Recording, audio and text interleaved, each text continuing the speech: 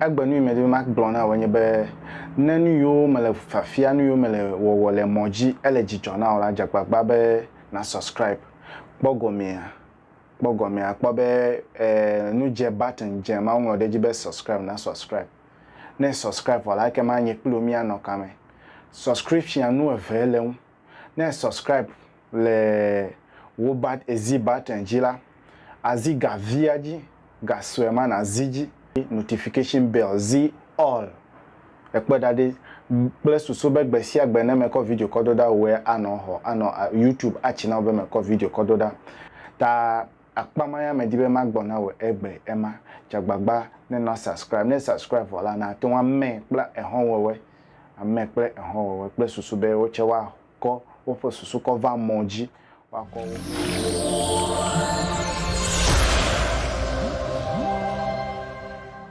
yo tonyo we me do gbe na me sia me va gbe nke fe hola ji egbe me de be mi akpona de le luka fagbale tawi ade pe pupui blave bo eve ko yide gome aha ye ma gblega me na wa pa vo me dibe na ko yide susu me wonto na gbobu ye me alo wonto na ba ihan agbale ne na kpo be nya tepe ka ele me do le mi abli alo nya tepe gbo le na me ya me dibe amesi ame nenya le gbe pe nkeke ya me bibla me gbogbo be mi ade konuo ya yo va fi vode nu yo va wonye be o va itronu efede o le me yi we be fifi le me ejodo amele me na me glo be jodo ame fia be o rob we mentally hade be mi afa tadoji nu la gbenke fe abalaji ya nya be mi afa susu me nafu so that we will use logic mi azan logic mi azan common sense ya ta me no mojiva. Okay, maiji ele gboglobe mrebala Lazaro no biala la vaku eye maudola wo vaku eyi Abraham gbo afisi amejojwewo nona kesinotowo la ha ku mrebala eye wodi. Okay, maiji ebe pupi blave vo etonle ebe efe lovo yide jomavome efe luvo yide jomavome efia be kesino tope luvo yide jomavome esi wono fukpem le afimala ekpo Lazaro da le Abraham gbo edo ri sesembe fofo Abraham po yin no blani do Lazaro concept yin ya le de dynamic ga tonyewe o le concept dynamic mele globe concept yin be gba jomavo ple jifode do tede ono nwa ne na kwete osusu me jomavo ple jifode do tede ono nwa ta maiji ne mi po agbale me won to wa po ebe esuso na defe susumi ko suso ko le chacha la agbale me mele kokko ya me dibe na se gometa o che ba ihran apama luka fagbale tawi ade chopupi blave voeve ko ide gomie maiji ebe efeluvo yide jomavome eye jomavome esi wono fukpem le afimala ekpo Lazaro da le Abraham gbo edo rin sesebe fofo Abraham po nyenu blani do Lazaro da be wade efe asibi de chime achoge de nye adeji be nyeji na favie elabena nye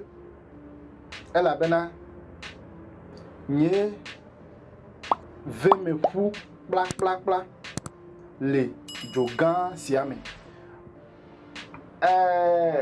tonyewe o me podro fo no mi o Yesu Kristo me po va ale ko jo afa me do le jomavo na mundodo ale ko jo ya me do le jomavo me ya me dibe won to na ko susu ko pe ne ba bia de wachi na obele gbogbo me mebe no amede ga chi sofo de ga chi na obe na ide gbogbo me chi na be o mele gbogbo me o mele nu vo wole gbogbo me o mele nu mi wole gbogbo me glak gbe ya le nu agbe no tale agbe nke fe avala jide mebe yide bibla mene na vai refima luka fagbale ta wi ade pupu blave vo eve ko ide gomie ke sino tokple Lazaro pe untinya yo ko de mi afen kume ale ko jo o yo jumavo yo jipofia do pe ga yo Abraham menye untinya gbalo yo concept yo mo da gbali emere e amele didi be nanya e se wa o de mi atogbi o le zan hoho egbe ma ya me dibe na se gomena e se wa o de mi atogbi o le zan hoho ta na e ba ihan agbali ya ni ponya te piede na manya na de ne manya na sofo ba la agbali hen pli o de do ma hima de gomena we nwede o vonto na za common sense na za logic kon hen agbali ke mana pa bo ofiwe oblewe jipo pele jumavo o mele de de ka o gba o ma to ana jumavo me akunu pa me de le ma global planet moonji ele retiji ya ne le nu fokpo amedele anyi gbajide o gbe ma de ofi o vote una mi concept ma ya gbale me ne na han nyeme di be ma funu subo ba han gbale ne han vode ne na manya be de yi han gome sese yi po ma ne na nwede comment ade o na ma be Kristo to de o mele ni o mele comment na mu mi nam comment ne mi ade gome nam de ko mi ma de gome nam le gbogbo mu mi de comme nam le unti na mi le comme sinam de o le amo wu l'America police o la mo mo treat mi le popole nku is the same thing slavery galeji ma wi lo be no was slavery dey menye ya anyem nya fe ma wo because me gale gbo na we be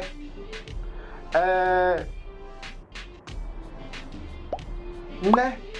e wo ne jivi ya be yi l'on devie ya devia de ole na to wan lo be no ko devia o ko ba was slave de e ke ma so na vie e vino ya te wan onu ma lo vito ya te wan onu ma de ma chi na be so na vie egbe me di be na se egbe ma mi ko mi afi so ko chada gba ni hun na mi po be ale ke mi atu wan de nyan sale me a de fififi pa egbele me egbe to imele gbogbo na we yin be de obe amede le jipo amede che gale juma vome ya me ile juma vome de le tibia ele tibia cho ame ile ma jipo fi ade fela me o me po drop vonu mi o ale ko jo amede le jipo fi ade fela me ne na manya o me po drop vonu mi o ale ko jo ya amede le jipo fi ade fela me ne na manya concept o ne me maga gbole kele moyaji be ne jokole o be agbani de ela na nu yede ndusi me la nu yede mi ya fia fito fe gbede ya nye gbema fia fito fe gbede ya nye gbema nyate fe de kai agbenkede nyate fe ya mi glo de kai ya ko mi glo ko wo susu ko chade ne na po be de asokple na de na wa excuse me to say ne dunu vode na kula gba ko dade no me kula kwache ne yi na ndudu du pe kede e yi ne du dade ne du vola gba me cho no me kula ode o ma ti wa kaye yi ko de mo ta no me ga gbo na obede ati wa kede me vo ma ti wa kede mo e ya igbo me nye be ma ti wa lanu ayide mi me alanu ayide nu si me pa o no vi lo lowe me be agbali ede mi atogbi mi ade kono especially the vieto nous va bla hoko de mi atogbi o fe de konu yomi les azade e ya ngo de fma o pobe mi afa susu va ko mi va jesi mi ame yo togbi mi ni even though o flumi de ya ta ko New Testament ko ba o be nu va bla ye mi afa te mi so le gbogbo le ka me le Christ o fe gbogbo te me de kuku na we awo mawi hona e gbon plan le o de egale gbokla lo ho plete o ho egale vu ho le nunu machina we mi ade ko nu de egale dowo e amedibe na se gomena mi ade ko nu de egale dowo ele dowo ya glomele na we sankofa gbogbo yi ne na ba ipoto gbewe no de na de gomena we gbogbo yi mi be agbon ke yata ne le yen pole moji agbeun ka ke we have realized the lies. Mi kponya te piezo. Ahachua mebe blede. Mi kponya te piezo ya tami le yobe abonke. Ebe gake Abraham blonebe. Unchu donku eji bena lewo agbeme nkekewo mela ekponu sianu. Ekponu ka ekponu sianu. Elego mesidam de ebe unchu donku eji be lewo agbeme la ekponu sianu. Nous si annonci ne dit que naneke meno Lazaro yasi o ale le afisiala ekpo akofafa ke woya eleveve siseme ma bia oselo be ole chichine be e do agbela yigbaji yata na vai pefu nchu o fe gapopo de do vai fi amedia ao Abraham do gbemane nchu o fe gapopo de me do vai fio Abraham chine be vai fi amede o ga ebe do agbe e fi abe na no hia me afe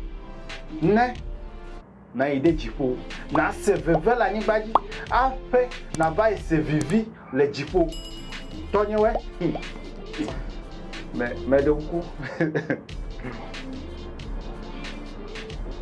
me bede mi me va moji mi aba fe o nya te fe yata mi va moji ebe ne kponu si anu la gbe ya me evuo la siwe egao la siwe eyata na va pe fu Lazaro de ma ko wa sibi de ade chime achina obede na ade veme na wa na o veme ne fu o le gbogbo na o le gbogbo me pe onti la sia me bede ejebe na pe fu la nyigbaji afi na va idu agbe non vi lolowe mi ayiji pe fu la nyigbaji afi na va se vivi le jipo o me gbo bede gato ade fi afito onyo ao o ma tenu amegbeto de kade wa china obe na ide joma vomo ao non vi lolowe ta no vi yen ye ma funu sugbo so e me po ma gbo na we gbe ma ne elemoji va de jagbagba ne na subscribe ode na me plan me de do ma yan mi aponya te fe de adele me ne po hacho dele me che na ne wa ngon le comment ate be ma te wa de go me na mi ne po ahacho de ne ngon de comment ate ne nyima va de go me mi ape dedie no ple ngogbe dede e ya ta me va moji me bia dagbe na me sia me no vi lolowe mi anoka me